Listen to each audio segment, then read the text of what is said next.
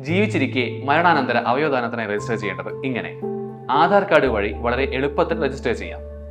കേരള സർക്കാരിന്റെ case auto website വഴിയോ national organ donor registry portal വഴിയോ രജിസ്റ്റർ ചെയ്യാം. വെബ്സൈറ്റ് തുറക്കുമ്പോൾ രജിസ്റ്റർ ടു പ്ലെഡ്ജ് എന്ന വിൻഡോ ഓപ്പൺ ആകും.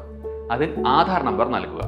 ആധാർ നമ്പർ നിങ്ങളുടെ മൊബൈൽ നമ്പറുമായി ലിങ്ക് ചെയ്തിരിക്കണം. നിങ്ങളുടെ മൊബൈലിൽ ഒരു OTP ലഭിക്കും. OTPയും മൊബൈൽ നമ്പറും നൽകിയാൽ രജിസ്റ്റർ ചെയ്യാനുള്ള വിൻഡോ തുറക്കും. അതിൽ മാതാവിന്റെയും പിതാവിന്റെയും പേര് നൽകുക. തുടർന്ന് ബ്ലഡ് ഗ്രൂപ്പ് ടിക്ക് ചെയ്യുക. മരണശേഷം ദാനം ചെയ്യാൻ ആഗ്രഹിക്കുന്ന അവയവങ്ങൾ ടിക്ക് ചെയ്യുക. ടിഷ്യൂ ദാനം ചെയ്യാൻ ആഗ്രഹിക്കുന്നുവെങ്കിൽ അവയും ടിക്ക് ചെയ്യുക. ഒരു എമർജൻസി കോൺടാക്ട് നിർബന്ധമായും നൽകണം. ഏത് സ്ഥാപനം വഴിയാണ് രജിസ്ട്രേഷൻ ചെയ്തതെന്ന കോളത്തിൽ നോട്ടോ, റോട്ടോ, സോട്ടോ എന്നതിൽ സോട്ടോ ക്ലിക്ക് ചെയ്യുക.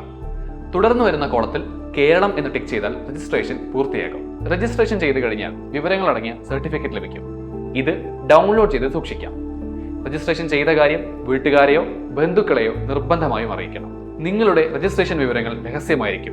മറ്റാർക്കും ലഭ്യമാകാതെ ഈ വിവരങ്ങൾ സുരക്ഷിതവുമായിരിക്കും. ഉടൻ തന്നെ രജിസ്റ്റർ ചെയ്യൂ. ജീവനേകാം, ജീവനാകാം.